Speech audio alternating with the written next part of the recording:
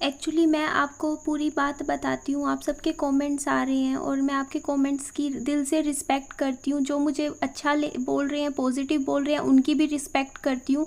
और जो मुझे अगर कुछ आज के टाइम में नेगेटिव भी बोल रहे हैं, मैं दिल से उन लोगों की भी सबकी रिस्पेक्ट करती हूँ, क्योंकि वो लोग भी मेरा बुरा नहीं चाहते हैं।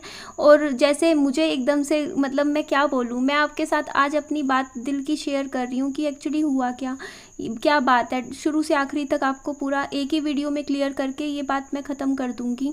तो ये जूस मैंने बाबू के लिए बनाया था। आधा गिलास विहान ने पी लिया था और बचा हुआ आधा गिलास मैंने पिया था। और देखिए इस टाइम गर्मी बहुत ज़्यादा हो रही है और लू इतनी ज़्यादा चल रही है, धूप। तो इस ऐसे टाइम में अपने बच्चों का ध्यान रखिए स्पेशली, क्योंकि हॉस्पिटल में मैं उस दिन गई थी ना विहान को लेके, सारे हॉस्पिटल छोटे छोटे बच्चों से भरे पड़े हैं, क्योंकि लू और गर्मी में बच्चों को सबसे ज़्यादा दिक्कत होती है।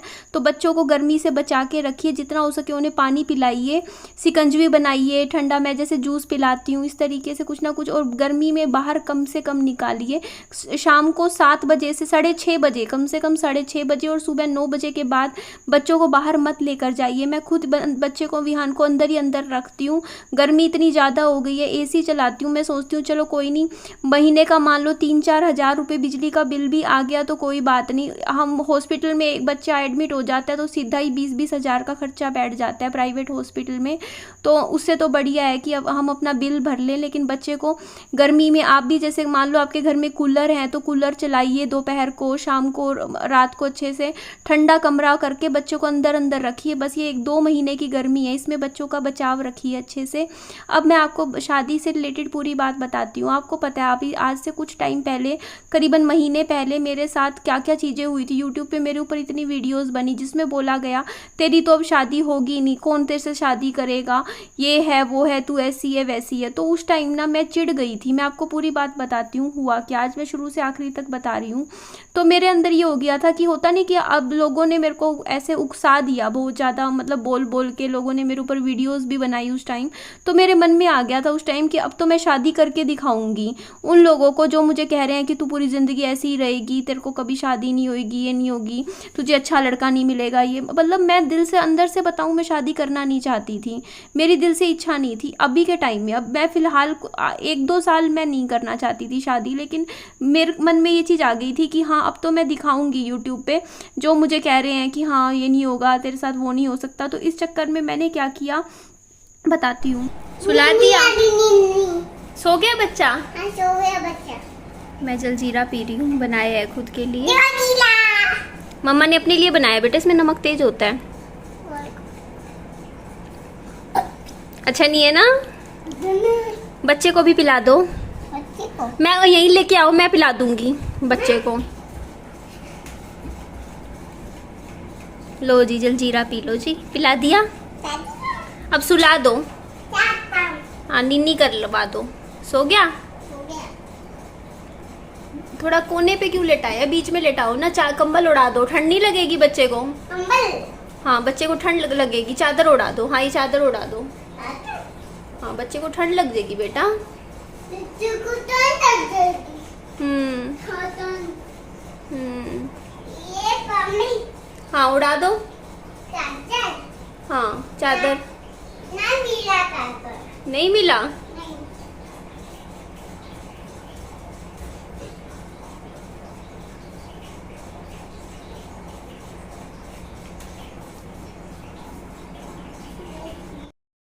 संदीप महेश्वरी सर की ने एक बात मुझे बोली थी, कभी भी किसी को दिखाने के लिए कुछ मत करो। और फिर भी देखो उन्होंने इतने अच्छे से मुझे उस दिन समझाया था, फिर भी दुनिया को दिखाने बैठ गई। आप खुद सोचिए कि मेरे मन में ये आ गया था कि मैं भी एक हैप्पी लाइफ दिखाऊंगी सबको, मैं भी अच्छी शादी करूंगी, ऐसे है वैसे है, सब देखेंगे फिर कि हाँ भाई निधि की भी शादी हो गई है, ऐसे है। जो लोग मुझे कमेंट में उल्टा सीधा बोलते हैं वो भी चुप हो जाएंगे।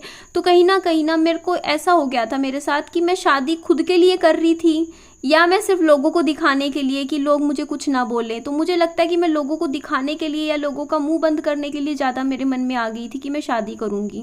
तो हुआ क्या कि मेरे अंदर ये इम्पल्सिव डिसीजन था मेरा बहुत ज़्यादा, और मैंने एकदम से सोचा कि अब तो कर ही लूँगी।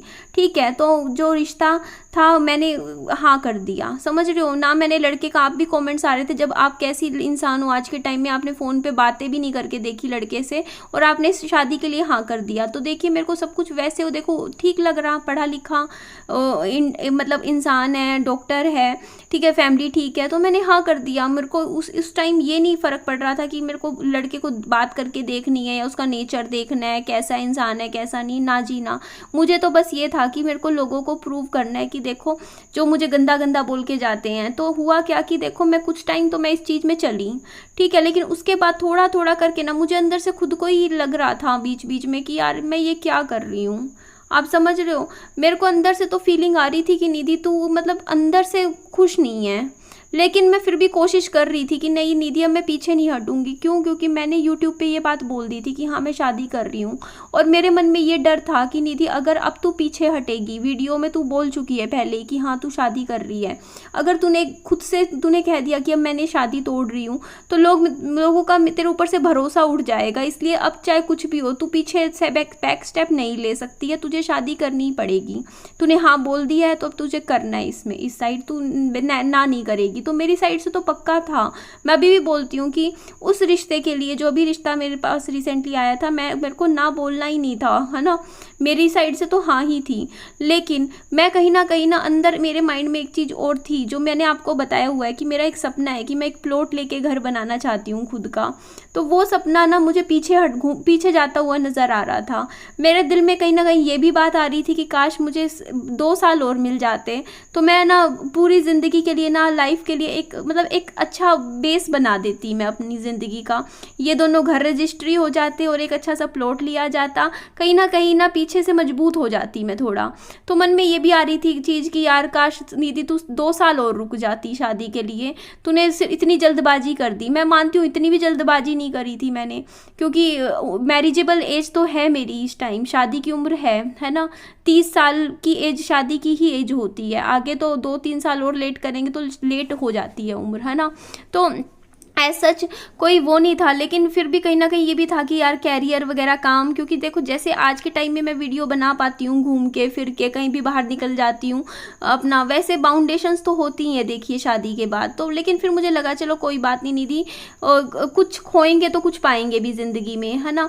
तो बाकी फिर वही था कि सब कुछ ठीक ही चल रहा था। तो कहीं ना कहीं आप लोग कॉमेंट कर रहे हो मेरे को कि आप दुखी नहीं दिख रहे, आप रो नहीं रहे हो वीडियो में, आपका रिश्ता टूट गया। तो मैं बताऊँ बात अंदर से क्या है कि मैं दुखी हूँ नहीं, वैसे मैं सच बता रही हूँ, मैं हूँ ही नहीं दुखी अंदर से। क्योंकि बात यह है कि कहीं ना कहीं मेरे भी मन में नहीं थी, समझ रहे हो वो चीज़। क्योंकि देखो सबसे पहली चीज़ तो देखो, शादी टूटने का दुख तब होता है जब आपकी लव मैरिज हो या आप किसी से प्यार करते हो और वो रिश्ता आपका टूट जाए। यहाँ तो मैं लड़के को जानती ही नहीं, मैं जानती नहीं पर्सनली, तो मेरे को बताइए मेरे को क्या दुख होगा मतलब टूटने का। हाँ बस एक बार ही चलो रिजेक्शन का दुख तो होता ही है, देखो किसी ने आपको रिजेक्ट कर दिया, बट वो 1 या 2 दिन रहता है वो दुख, उसके बाद आप लाइफ में मूव ऑन कर जाते हो, है ना।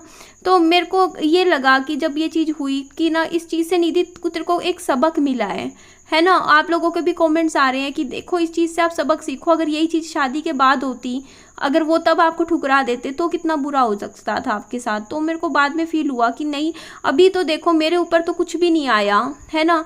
मेरी तो एक, आप सब भी जानते हो मेरी ज़िंदगी में कि मैंने एक पहली जो मेरी शादी थी मैंने की थी, मेरे हस्बैंड एक्सपायर हो गए थे, बस मेरा यही पास्ट है, मेरा तो कोई पास्ट ही नहीं है। कल कोई यार अगर मान लो मेरी शादी हो जाती, देखो इतनी जल्दबाजी भी हो रही थी सब, मैंने भी टाइम मांगा था कुछ महीने, आप लोग तो कह रहे थे कि ना आपने वो टाइम भी क्यों मांगा।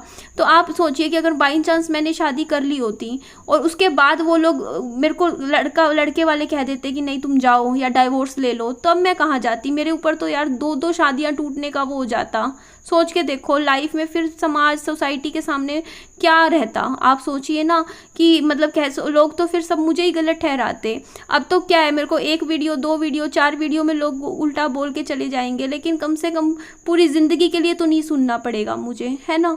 तो इसीलिए मैंने कहा चलो जो होता है अच्छे के लिए होता है, अगर ये चीज़ हुई है तो कम से कम निधि तो इससे सबक सीख इससे, और आगे से मेरी ये गलती जो रही है आगे से जो मैं नहीं करूँगी। कि देखिए जो कच्चा रिश्ता होता है, जैसे रिश्ता कच्चा ही था, ठीक है, रिश्ता मैंने ये बात समझ में आई है कि देखो पहले ही यूट्यूब पे आके नहीं बोलना चाहिए कि हाँ आपका ये हो रहा है, एक एक चीज़ बतानी नहीं चाहिए। अगर मान लो शादी भी आपकी हो रही है तो हफ्ता 10 दिन पहले बता दिया, है ना, कि देखो यहाँ पे ऐसे ऐसे मेरी बात चल रही है, मेरी 10 दिन बाद शादी है। जब 100% हो जाए, मतलब जो कच्चा पक्का रिश्ता है ना, उसमें ऐसे नहीं मतलब सोचना चाहिए आपको। तो कोई बात नहीं, जो भी है।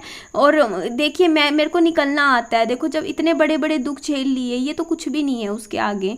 और कोई बात नहीं, मैं अब मेरा एम अब जो है ना वो सिर्फ और सिर्फ विहान है इस टाइम, कि विहान पे फोकस करना है। और दूसरा अपना जो घर का लोन है वो पूरा चुकता करके रजिस्ट्री करवानी है। देखो कुछ और ना सही, इतना भी मैं कर लूँगी ना तो मेरे को सुकून मिलेगा कि चलो यार मैंने अकेली ने खड़ी होकर बच्चे के लिए कुछ करा तो सही, उसके लिए रहने का एक ठिकाना तो बनाया, उसकी ज़िंदगी तो मैंने ख़राब नहीं होने दी। चलो मेरी ज़िंदगी ख़राब हुई तो हुई, कोई बात नहीं। मैं तो अपनी ज़िंदगी चलो जैसे भी है, माँ अपने बच्चे के लिए अपनी लाइफ तो सेक्रीफाइस करती ही है। तो ये किताब मैं पढ़ने लग रही थी थोड़ा सा, ताकि माइंड थोड़ा सा डाइवर्ट हो और माइंड शांत। मैं विहान के साथ प्ले कर रही थी इनके साथ। और देखो मैंने क्या बनाया। विहान दिखाना। ये घर है, और दिखाओ घर। और घर बहुत सारे घर बनाए हैं ना। वो भी ये देखो इस तरीके से ब्लॉक्स को जोड़ के घर बना दिए। वो भी घर। सारे घर है ना।